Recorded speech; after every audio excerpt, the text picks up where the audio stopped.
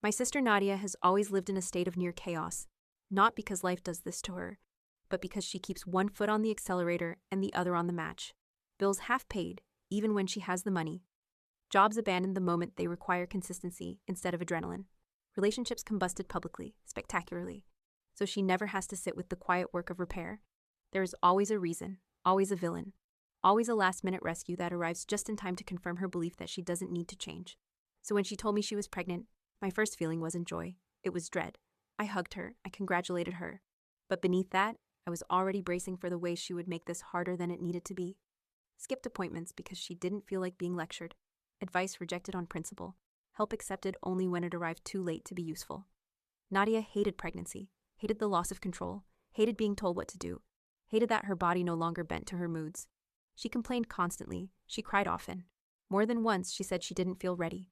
Not in a vulnerable way, but in a way that dared someone else to take responsibility instead. So I offered help. Not takeover help, not correction, just presence. Meals left quietly, errands run without commentary, nights so she could sleep. I didn't give advice unless she asked. I didn't criticize when she ignored it. I just showed up, steady, predictable, boring in the way real support often is. She resented that. To Nadia, consistency feels like judgment. Calm feels like pressure. And eventually, she decided that my concern meant I thought I could do this better than her. She said I was overstepping, that I was hovering, that I needed to remember my place. So I did. I stopped offering. I waited to be asked. She never asked. Around that time, my own life changed shape. I married Thomas, patient, warm, the kind of man who listens with his whole body. He had 2 children, and I didn't inherit them the way people like to imply. I chose them. I chose the sticky fingers and the school projects and the bedtime negotiations. I chose learning their rhythms, earning their trust, becoming someone they ran to instead of around. There was nothing secondhand about it, no consolation prize, just a family built deliberately, day by day. It grounded me, fulfilled me, made me quieter and stronger at the same time. Nadia, watching from the outside, decided this meant I'd failed. She told people I'd settled, that I was raising someone else's children because I didn't have my own, that I was doing everything alone while Thomas checked out. She never asked me if I was happy. She never asked the children how they felt when they reached for my hand. The truth was simple. We shared the work. Some seasons I carried more. Some seasons he did. During the early months of my pregnancy, exhaustion hit me like a physical weight. One afternoon, I laughed, genuinely laughed. As I told Thomas I'd handled laundry, dinner, and school lunches while feeling like gravity had doubled. I'm not doing this alone, I joked.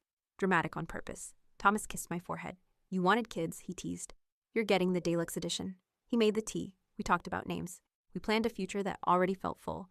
I didn't know Nadia was close enough to hear. Later, I learned she'd taken that moment, stripped of tone, affection, and context, and turned it into proof of everything she already believed. That I was trapped.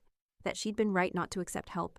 That independence meant doing everything the hardest way possible. I didn't correct her. I was busy building a life I actually wanted. I don't plan to tell her about the baby. Not yet. Possibly not ever. Nadia has a talent for turning other people's stability into an accusation, and I won't offer my joy up for reinterpretation. Karma didn't arrive as punishment. It arrived as consequences. The people she pushed away stopped trying. The systems she refused to build weren't there when she needed them. Parenthood didn't become easier just because she insisted she could handle it alone. I still wish her well. But I've learned something important. Choosing peace will always look like weakness to someone addicted to chaos. And love, real, steady, chosen love, doesn't need to prove itself to anyone who refuses to see it.